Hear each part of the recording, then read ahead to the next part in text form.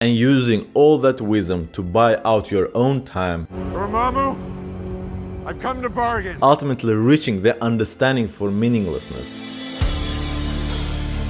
Personal development is in high demand, which can be observed through a high number of book sales, as well as courses and meetings and webinars, conferences, get-togethers, retreats. Have you stopped for a second and pondered over what is the point with this? To what end? Why am I doing this? Is there a meaning to that? Where is it that I'm going? We all will end up at the same place, regardless of financial success or mental maturity. And that's a valid question, because there are many people who get addicted to this self-improvement thing, losing the ground, the touch with why they started the journey. Of course, as for many, it happens in conjunction with some kind of a trauma or failure in life, and it can suck you in very deeply, leading you in a tricky path of devouring books on a weekly basis to no end. Hopefully, after doing this for a while, you'll start noticing a common ground, a common denominator, and you'll understand that much of what we are seeing out there is the same thing repackaged in a different way. The main objective with self-improvement is to gain wisdom in order to understand what life is and how you should proceed in tackling everyday problems in most effective way, in most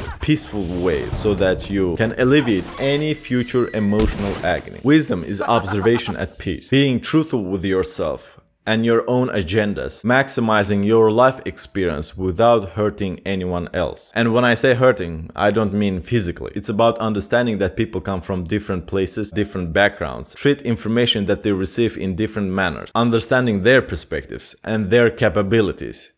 So how is the process of wisdom acquisition happens?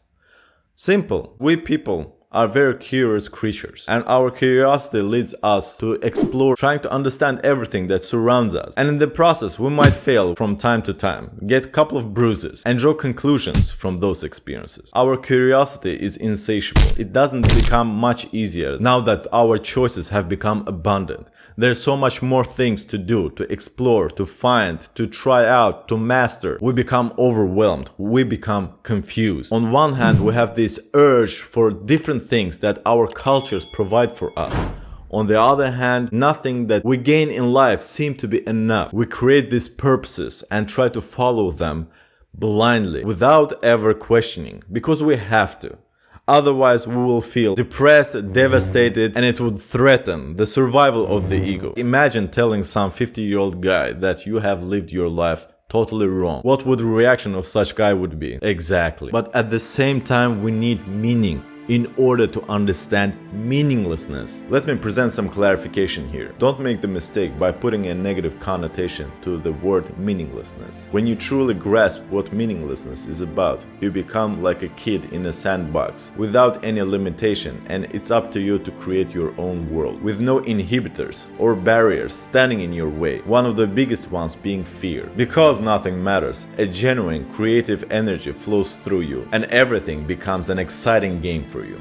Going back to the title of this video, why do we need to improve if we will end up in the same place as everyone else, regardless of what kind of life we have lived? Good or bad, rich or poor, colorful or dull. And by the way, all of those are subjective and is more about perception than absolute. For an average Joe with an average level of wisdom, there is no acceptance of meaninglessness, because that threatens his ego. That would mean that his life is invaluable, which would be a pretty traumatic experience to accept. But to understand the depth of that notion, we have to take another route, which ironically will lead to the same results. Instead of taking the shortest path, we will take another way and try to figure out some other stuff, try to build an ego according our possessions and achievements, and then hopefully we'll end up at the same place. But this time around, the difference is that we are ready, we're prepared to face our demons. As we carve our own way in this life, we gain experience and wisdom, and all wisdom elevates consciousness, making us more receptive to newer, more unconventional ideas, which many of them can be controversial, and that's why it's very lonely up there as your consciousness grows, at least for some time, until you ground yourself in your wisdom.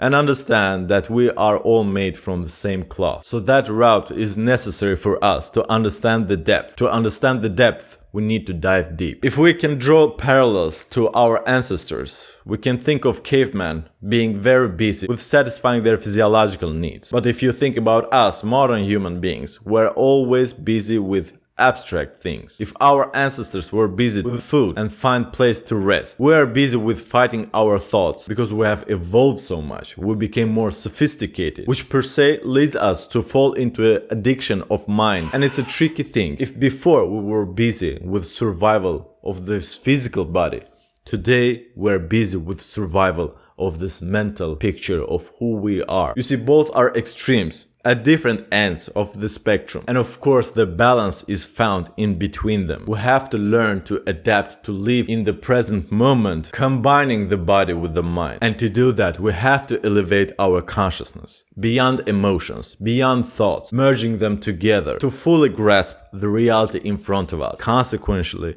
understanding the meaninglessness and being okay, being accepting with what it is.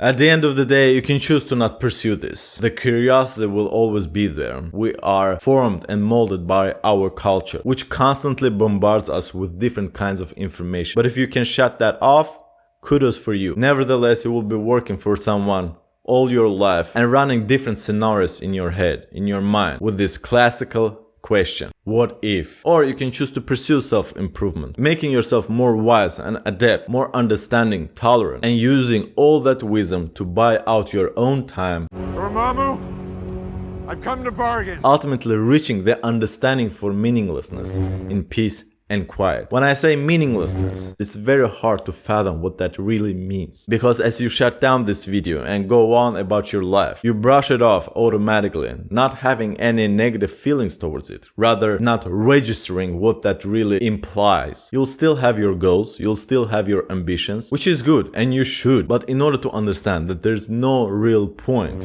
we have to reach that level, that caliber of wisdom, which will allow us to decode that message.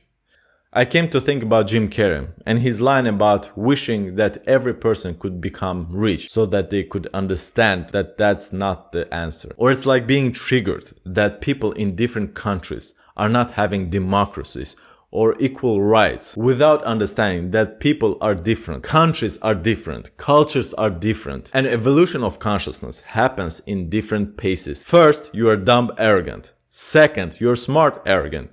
Third, you're wise.